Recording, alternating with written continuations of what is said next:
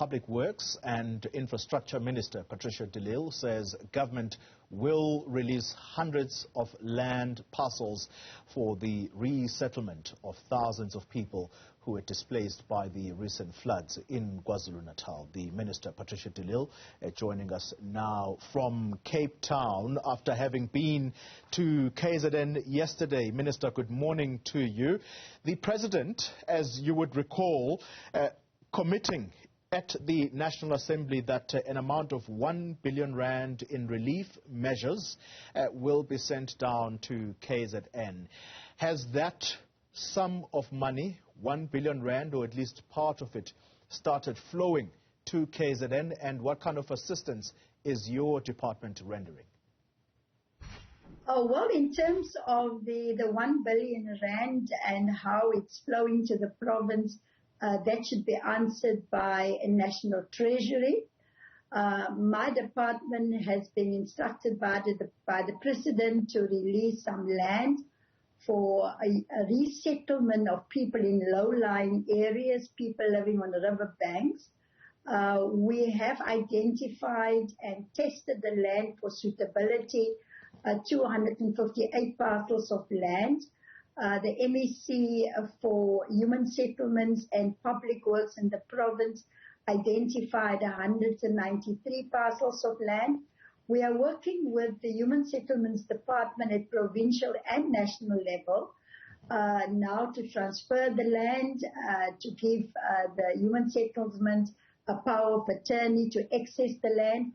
So it's all work in progress. My teams, technical teams, have been deployed to the province to assist municipalities with making assessments of the damage within the various municipalities.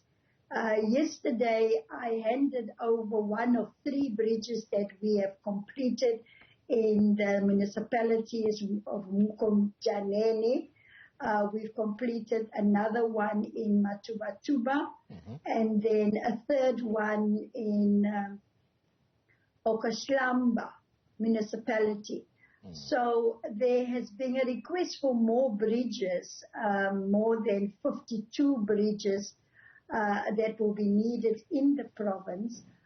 We have so far planned for 24 that we have completed the assessments, and together with the partnership of the Department of Defense, we are working together with the KZN province to try and build these bridges as soon as possible, because the local communities also benefited from the building of the bridges.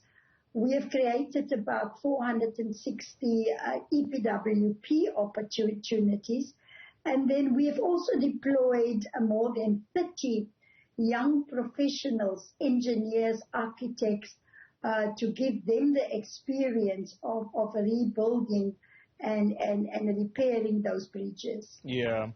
Minister, with the 193 land parcels that have now been released in conjunction with the KZN provincial government, are you able to tell us about whether your department is playing any role at all in these temporary infrastructure houses? These are going to then house the people who were displaced as a result of the floods. Well, the total is 258 parcels from National Public Works and Infrastructure and 193 from the provincial department. Our role that we have been playing was to identify the land, verify the land, make sure that the land suitable for human settlements. We are now discussing with the Department of Human Settlements which of those parcels of land must be released first. The Department of Human Settlements, together with the province, they have started already with a temporary resettlement units. From my department, we have got an agency called Agrima South Africa, and they specialize in innovation and other alternative building methodologies considering the impact of climate change And those proposals I've also forwarded to the KZN department, MEC Sabia.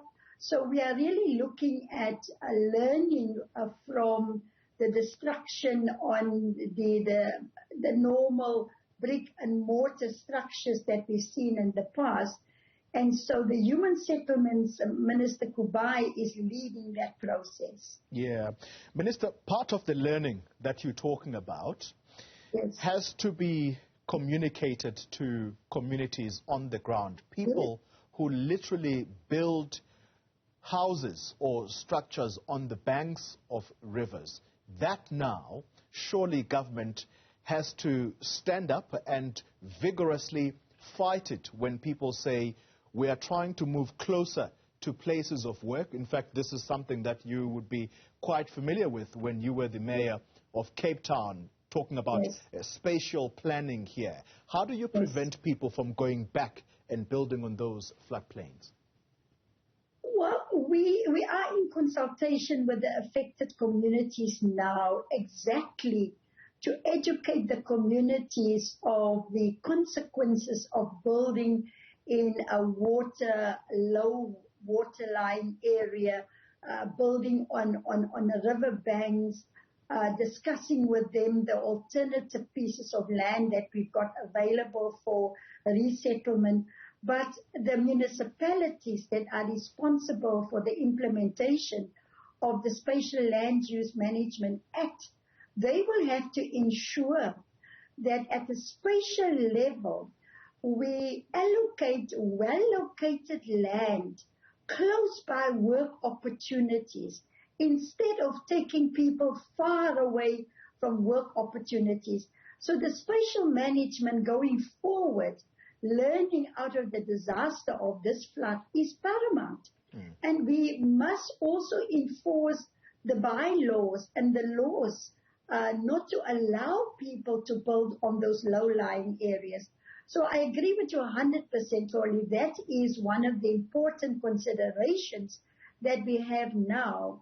Minister Barbara Creasy is also working with the municipalities so that they have a proper plan on the impact of climate change on infrastructure and on our communities.